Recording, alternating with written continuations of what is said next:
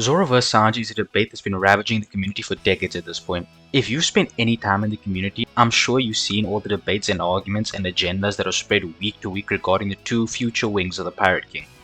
This debate is honestly one of the biggest in the One Piece community, right up there with Mihawk vs Shanks, and honestly I'd bet on saying if you're a One Piece fan, you probably felt more inclined to one of the two and picked a side.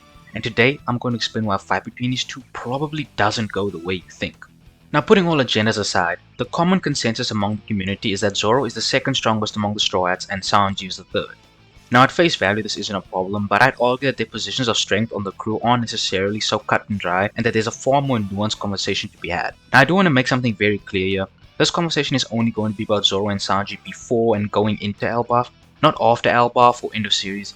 The reason I want to make this clear is because I believe both Zoro and Sanji are getting power-ups during this arc, and remains to be seen just how much of a power both of them are going to get. As scripting this video, the latest chapter releases chapter 1171, so if they get anything new that affects what I say and I don't mention it, that's why. I guess it's also the point where I should say manga spoilers for the Elbaf arc are ahead for this video. Okay, now that we have all the intro stuff out of the way, let's get into it. Now I'm going to start with Zoro as he's probably one of the most polarizing characters in the community from the perspective of where he stands in terms of power. There are by and large three schools of thought for where Zoro stands in terms of power. The first is that he's relative to Luffy, the second is that he's simply right between Luffy and Sanji, the third is that he's relative or equal to Sanji.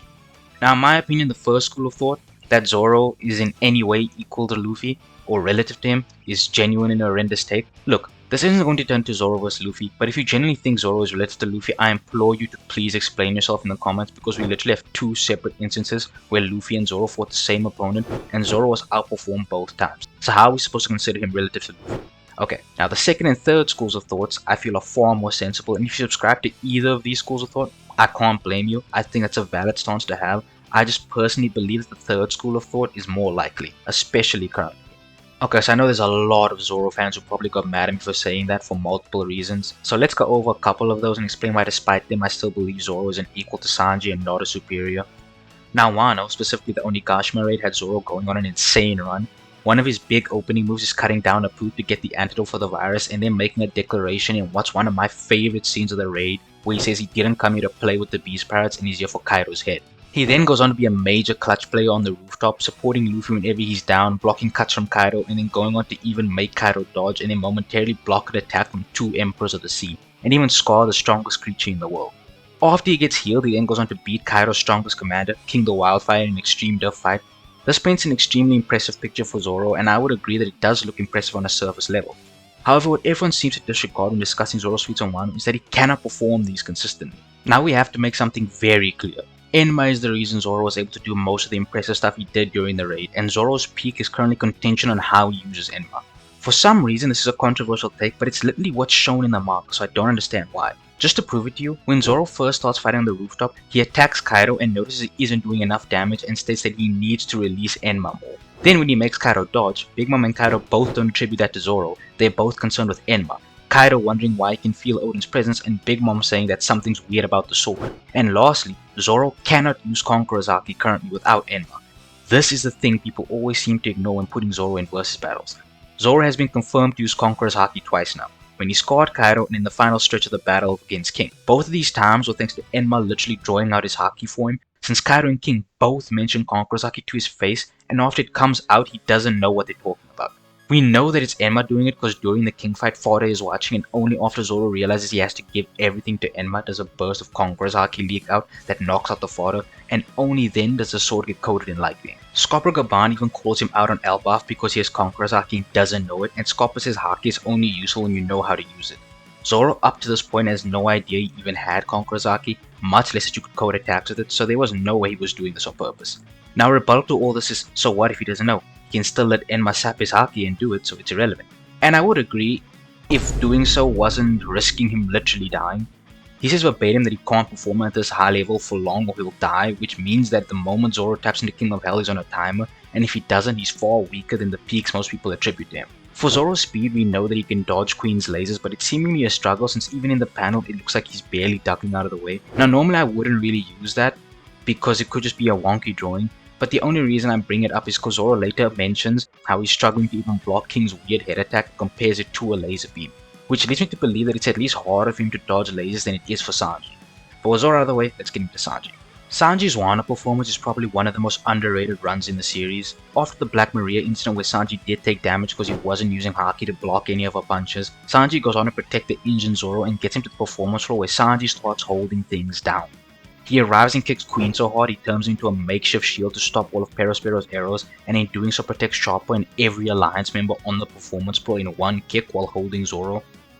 Then Sanji holds down Queen, protecting the alliance members, even stopping him from attacking Nami, Usopp and Tama, who will be instrumental in winning the raid, and then we learn later on, Sanji had to hold off both King and Queen. And I should mention, everything I've mentioned up to now was a potentially nerfed base Sanji.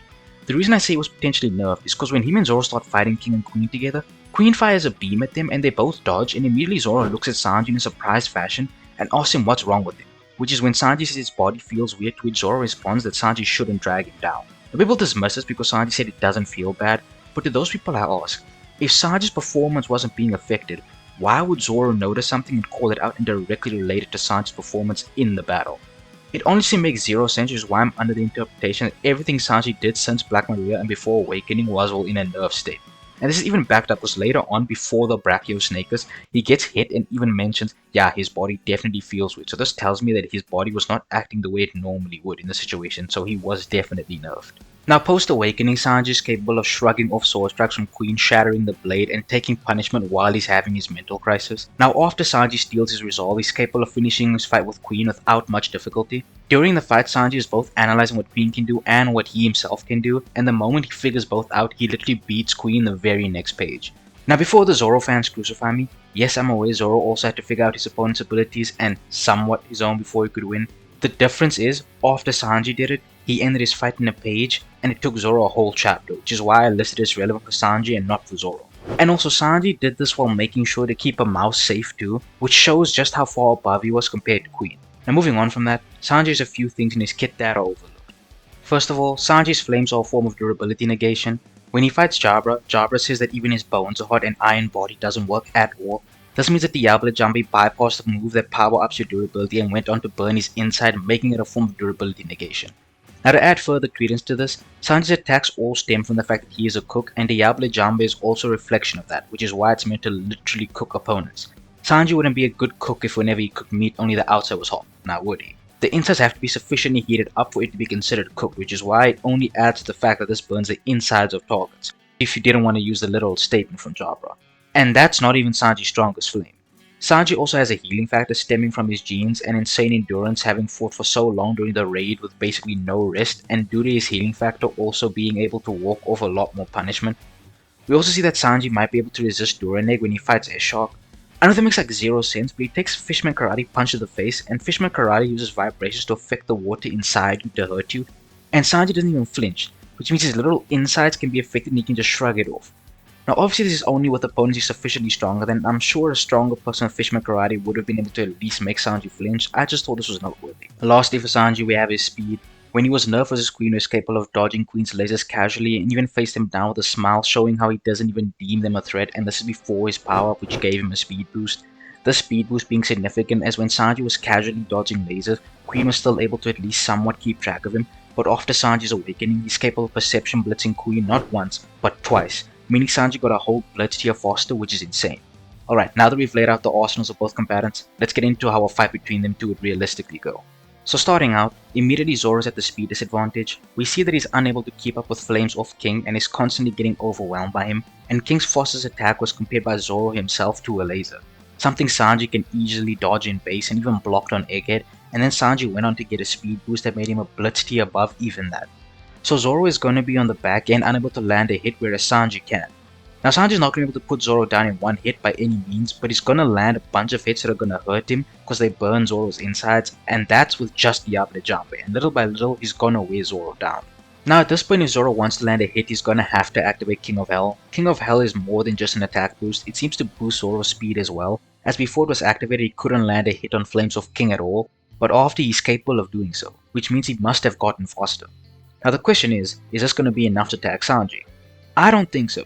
See, Zoro lands 3 attacks on Flames of King, and 2 of them are counters, meaning Zoro baited an attack as an opening and attacked in that moment. The only one where we can't say it was a counter with full confidence was the first one, but the problem is, this anti-action is off screen, we only see the end result, so for all we know it was another counter. But But I'm going to ignore that and say that Zoro is just fast enough to damage Flames off King, reach him, attack him, whatever. This would still make him slower than Sanji. King never uses the head attack again and just attacks normally after Zoro enters King of Hell, so best Zoro is now reaching the levels of speed Sanji was at in base, which Sanji is now a blitz tier above. This means it's going to be extremely difficult and honestly next to impossible for Zoro to land a hit on this guy, and to make matters worse, he needs the speed boost to even stand a chance. But the speed boost is limited because if he uses King of Hell too long, he dies. This puts Zoro in a terrible situation where Sanji can operate at full power all the time, but Zoro can't and is constantly getting attacked by Sanji. At this point, Sanji's speed is just too far ahead and his attacks are doing damage, and if Zoro goes into full power state, he's just going to be accelerating his defeat if he can't land a hit. Now for argument's sake, let's say Zoro is able to land a hit, like he read Sanji's movements and was able to land a strike. In all likelihood, it won't be a big strike but a standard sword slash which Sanji will regenerate from. See, another problem Zoro has that slows him down is all his big attacks have startup times since he always preps them and says their name. Sanji doesn't have that problem. If he sees Zoro prepping a big attack that could be dangerous, he's just gonna dodge and attack him from behind. Zoro's only win con is landing one of his big name attacks like the 103 Mercies, Dragon Damnation or an Ashura, but in all likelihood this just isn't happening as of right now. So as of currently, Sanji's speed diffs and outlasts him. Now I know a lot of people are going to be mad about this outcome, but the reality is Zoro just doesn't have a handle on his own powers at the moment, and that's what's going to be his downfall. Not to mention a statement was recently released calling Sanji and Zoro equals, and when you take this into account, it makes me feel even more confident in my decision, because Sanji has more tools to win in this situation, since he has Duraneg, Regen, is faster, and his full power state has zero drawbacks, whereas Zoro, when he goes full power, is literally on a timer. Now I want to be clear, I don't think this will be an easy fight by any means, I just think currently Sanji takes it more times out of 10 than Zoro does. And again, to be very clear, this is before the inevitable elbow of power-ups. I am sure that when Zoro finally gets a handle on his Conqueror's Haki, a lot, if not all of his drawbacks will disappear and he'll get even stronger, but as of right now, he's faced with glaring flaws that will be his downfall in this matchup. With that being said, I just want to thank each and every one of you for watching this video, especially if you made it this far. If you enjoyed the video and like what I had to say, be sure to leave a like.